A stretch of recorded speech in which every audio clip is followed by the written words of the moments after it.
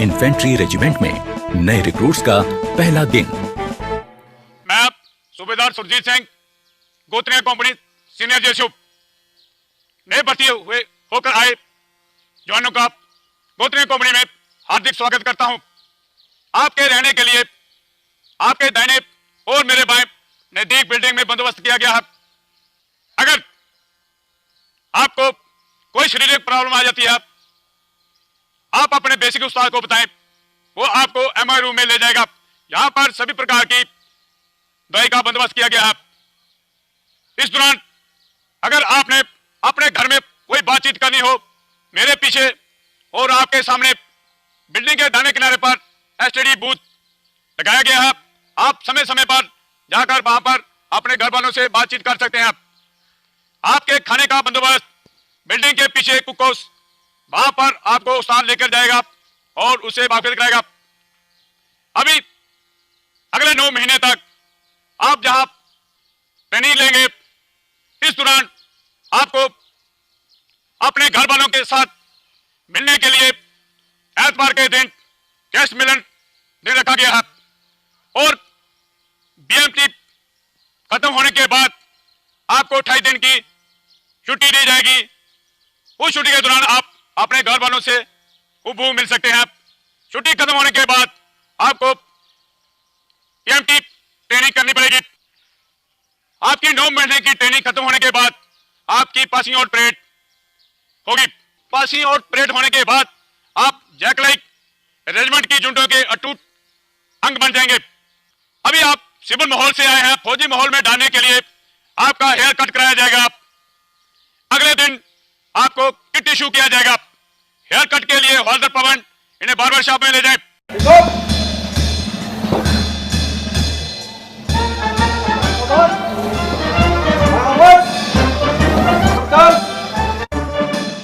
Recruits को पता था कि अब उनकी जिंदगी में कई तब्दीलियां आने वाली हैं।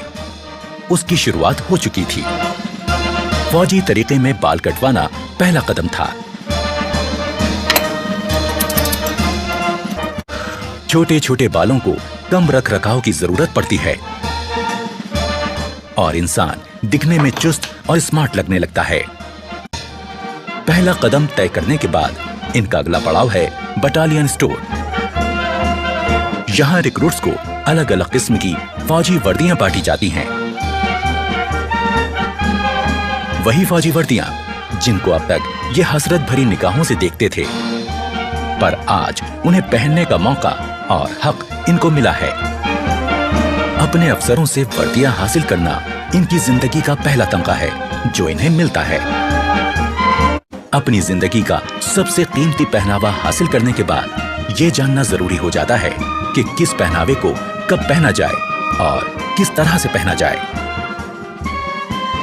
सभी ने रिक्रूट ध्यान दें, जो आपको बटालियन स्टोर से ड्रेस इश्यू हुआ है उसको आप किस प्रकार से तैयार करके पहनना है। सबसे पहले कैप को किस प्रकार से तैयार करना है, उस्ताद आपको उसका नमूना देगा। आप अच्छी तरह उसे देखें और समझें। उस्ताद आशिक हुसैन। वर्दी को पहनने का सलीका आना निहायत जरूरी है। पहली नजर में किसी फौजी को किसी आम आदमी से जो चीज अलग करती है वो है पहनावे का सलीका। ये रिक्रूट्स को समझना बहुत जरूरी है। इसकी शुरुआत हुई सजीली और रोबेली टोपी से, यानी बैरेट से। सबसे पहले बैरेट के अंदर रुई वाले हिस्से को बाहर निकालें और बैरेट के ऊपरी भाग को पानी में भिगो दें। भिगोने के बाद इसे निचोड़ें और झाड़कर उसका पानी निकाल दें। पानी अंदर रह जाता है जिसको हम साइड में लेके इसको हल्का सा छंडना है। 2 3 4। अब रुई वाले हिस्से को फिर से अंदर डाल दें।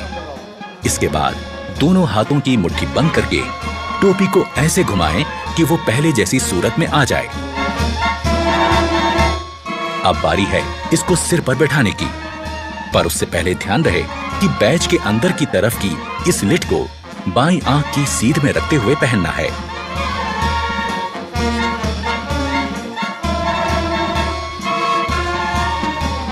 अब बैरेट के बॉर्डर में पिरोई हुई डोरी को अपने साइज के हिसाब से कस लें।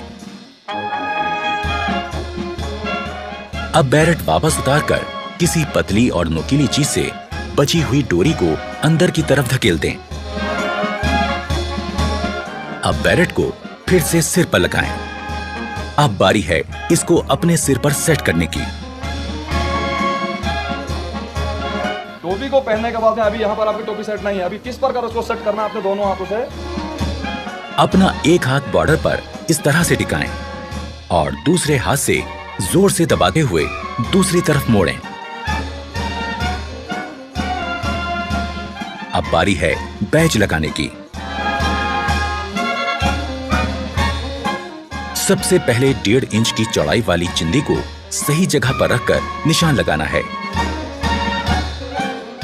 चिंदी को इस प्रकार से बैरेट पर खड़ा करें। अब चिंदी के बीच का हिस्सा आपकी आंख के सेंटर में होना चाहिए। यहां पर निशान लगाकर बैरेट को उतार लीजिए। उतारने के बाद हमें चिंदी की सिलाई लगाए गए निशान पर रखकर करवानी है। अब अपना रेजिमेंटल बैज चिंदी के ऊपर इस प्रकार रखें कि वो चिंदी के खड़े कोनों के बीचों बीच आ जाए। ये चिंदी का कार्नर और ये दो राइफल के बीच में जो क्रॉस बन रहा है इसका सेंटर और ऊपर वाला चिंदी का ऊपर वाला कार्नर, इन चारों को आपस में मिलाते हुए बैज को सेट करना है। अब बैज को नीचे की तरफ दबाएं ताकि चिंदी में 2 निशान हो जाएं। अब इन निशानों में किसी नोकीली चीज से सुराख करें। अब उन सुराखों में बैज को बिठा दें।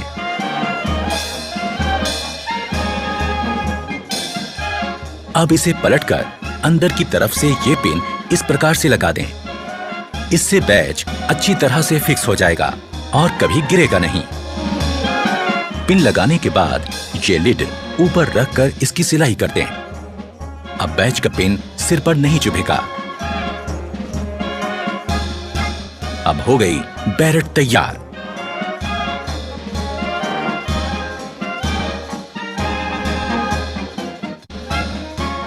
शोल्डर बैज को सरकाकर एकदम नीचे की तरफ लगाएं, जिससे वो ढीला ना रहे।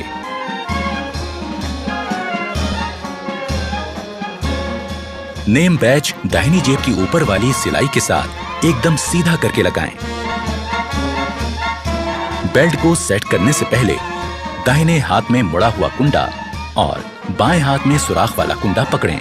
बेल्ट लगाने से पहले ध्यान में रखें कि कमीज की ये लाइन और जिप की लाइन एकदम सीध में हो और बेल्ट का बकल ठीक उनके बीचों बीच में हो। बैक साइड के ये 2 कुंडे पिछले वाले लूप से बराबर दूरी पर रहें। आगे से बकल बंद करने के बाद इस प्रकार कमीज की सिलवटें निकाल लें, आगे और पीछे दोनों तरफ से। ड्रेस पहनने के बाद कमीज के ऊपरी 3 बटन दिखने चाहिए, ना कम ना ज्यादा।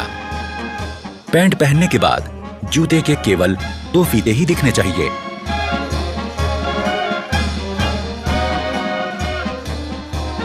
पगड़ी पहनते समय ख्याल रखें कि पगड़ी के दोनों तरफ 6 सिलवटें बने। पगड़ी के बीच में दिखने वाली लाल पट्टी की लंबाई 1.25 इंच और चौड़ाई 1.5 इंच होनी चाहिए। कॉम्बैट ड्रेस में आगे की तरफ लगा पाउच इस्तेमाल होगा एम्यूनिशन रखने के लिए, जिससे फौजी के हाथ खाली रहें। पीछे लगे बैग में होगा एम्यूनिशन के साथ गुजारे लायक जरूरी सामान। मुफ्ती ड्रेस, नाइट ड्रेस और पीटी ड्रेस को पहनते समय भी ये ध्यान रखना है कि वो साफ सुथरी हों और सलीके से पहनी गई हों। पहनना सीख लेने के बाद अब जरूरी है अपनी वर्दी और सामान को सही तरह से रखना। सबसे पहले हर रिक्रूट को अपना खास आर्मी नंबर लिखकर अपने हर सामान में लगा देना है। अपने लॉकर्स पर बने शेल्फ पर रोजमर्रा का सामान रखना है और हैंगर्स का इस्तेमाल अपनी वर्दी टांगने के लिए करना है।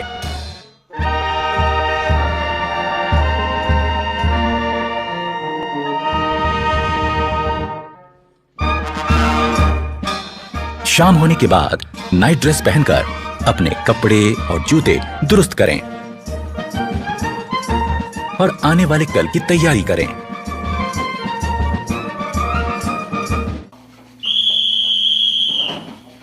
ठीक 10 बजे की सीटी ऐलान करती है सोने के वक्त का।